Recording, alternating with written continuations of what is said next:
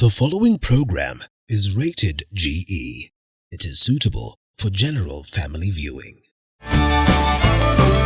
Kilimo Diaries, brought to you by Backbone Feeds Kenya Limited. To place your order, please call or WhatsApp us on 0710-822-222 or visit any of our distributors countrywide. Backbone Feeds, healthy broilers, happy farmers.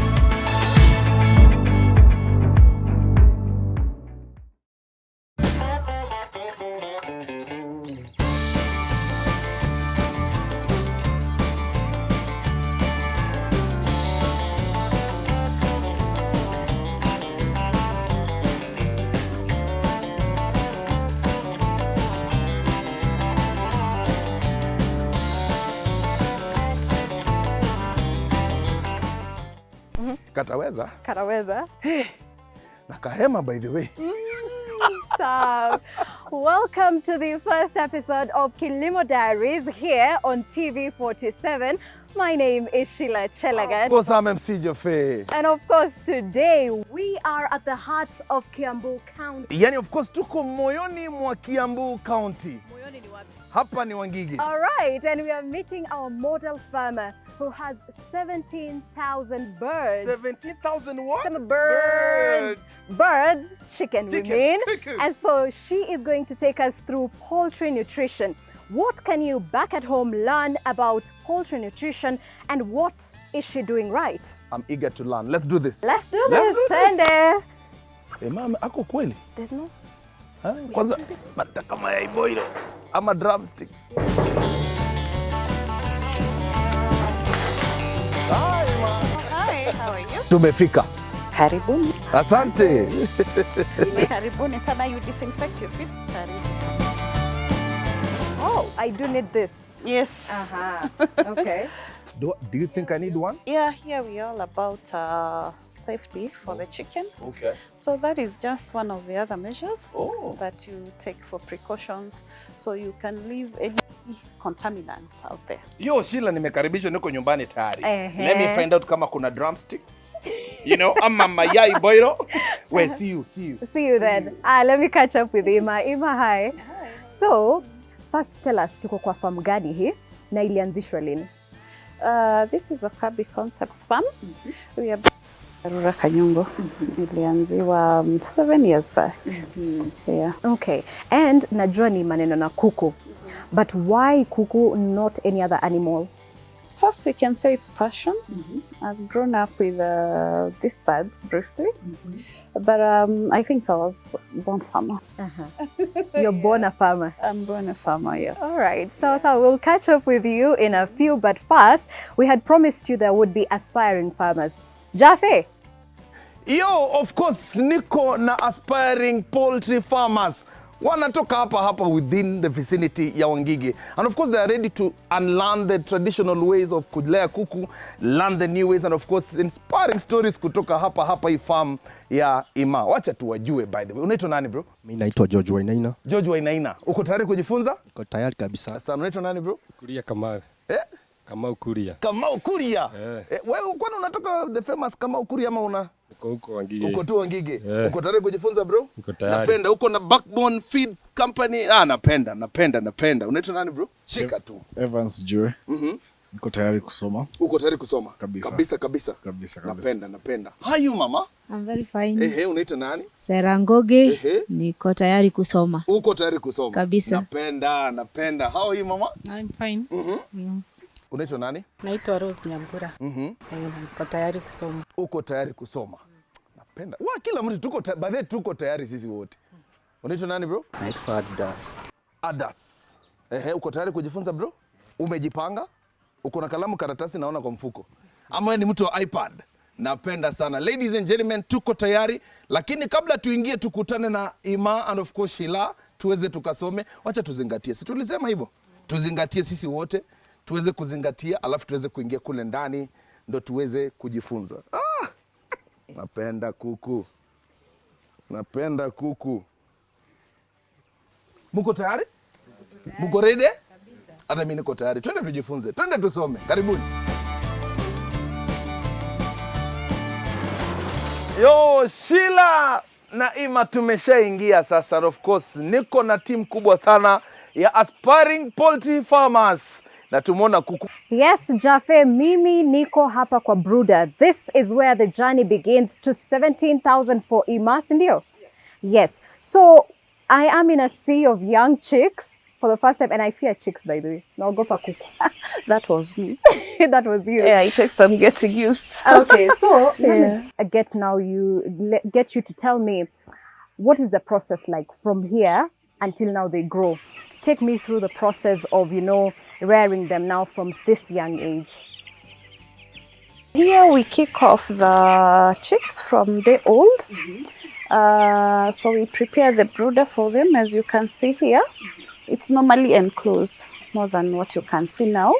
But moving along, you have to consider aeration and humidity. You have to balance those ones, your temperatures and humidity. So you keep opening as you journey on.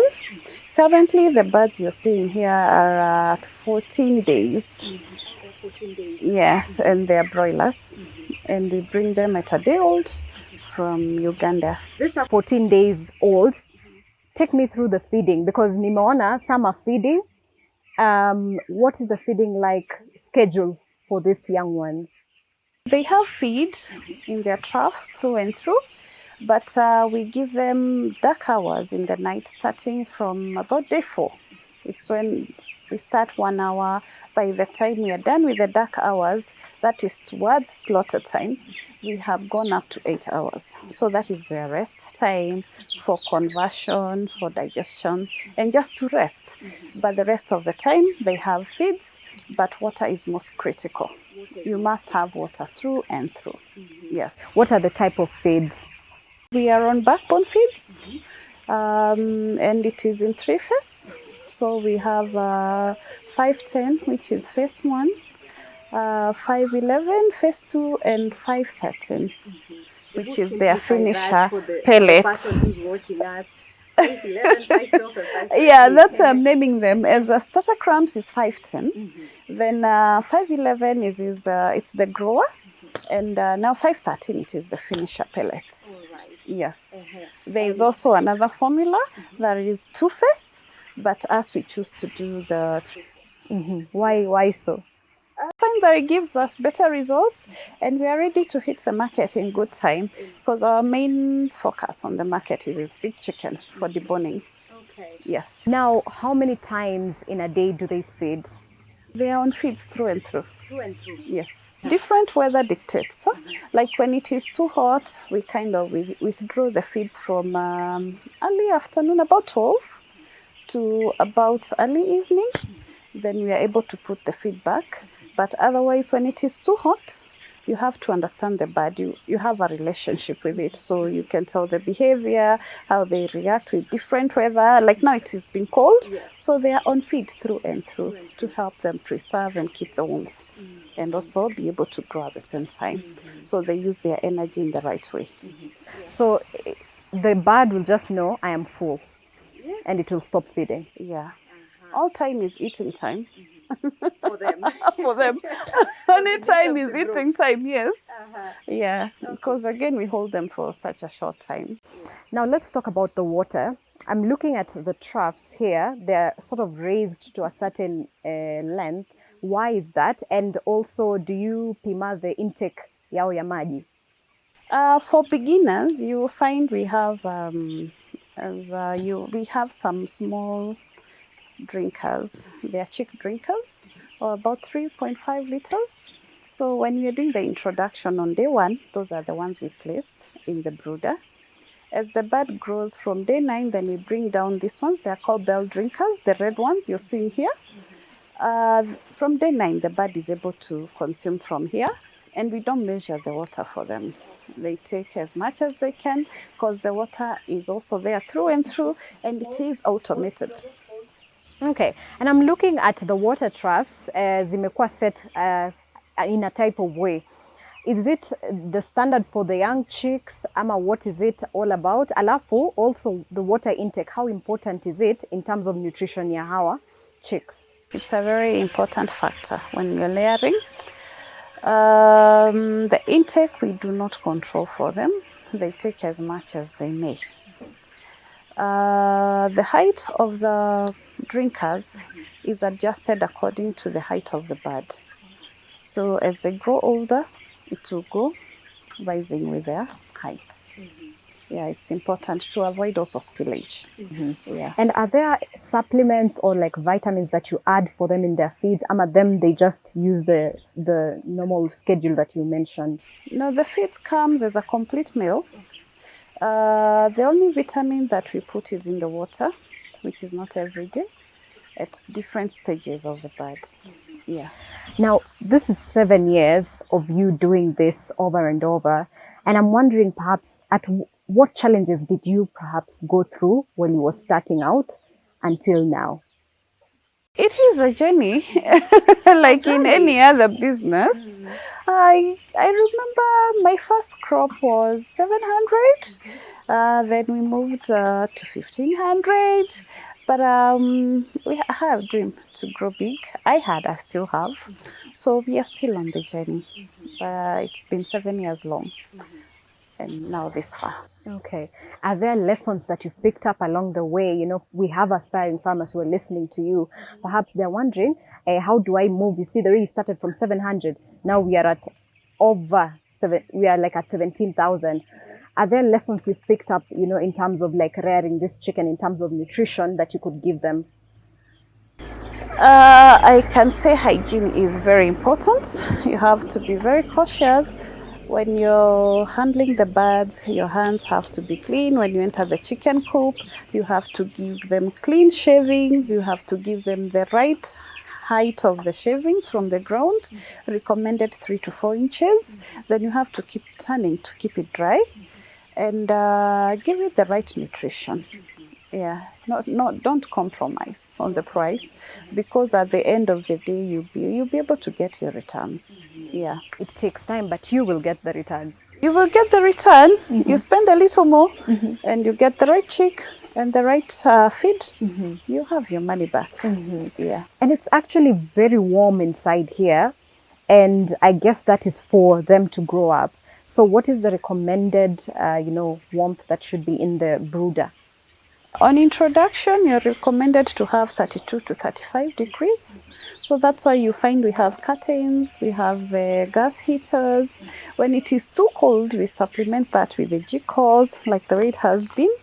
So we use gas and briquettes just to keep the birds warm. Recommended days for brooding is 21 days. But as we go until about day 18, then we keep adjusting the temperature through the curtains. So you have to get also your ventilation right. Do not expose them to too much cold. Otherwise you're going to have a lot of heather while they're trying to keep themselves warm and less meat. Yeah. Tukimalizia nina swali. Wako tayari? Umesema 35 to 39 days. Say 39. Let's say 39. 39. Sasa we are ready for tuko tayari kwa soko. Who's your target clients? The market is vast. We have, as we do the open market, so we sell to the people who do the wholesale and the distribution. So they're in different towns. All right, asante sana Ima for the insight from day 1 to 42 days when now this chicken will be mature, and taking us through that process. But after this short commercial break, we will be coming back with the expert who will give us the finer details of poultry nutrition. Kilimo Diaries, brought to you by Backbone Feeds Kenya Limited. To place your order, please call or WhatsApp us on 0710-822-222 or visit any of our distributors countrywide. Backbone Feeds, healthy broilers, happy farmers.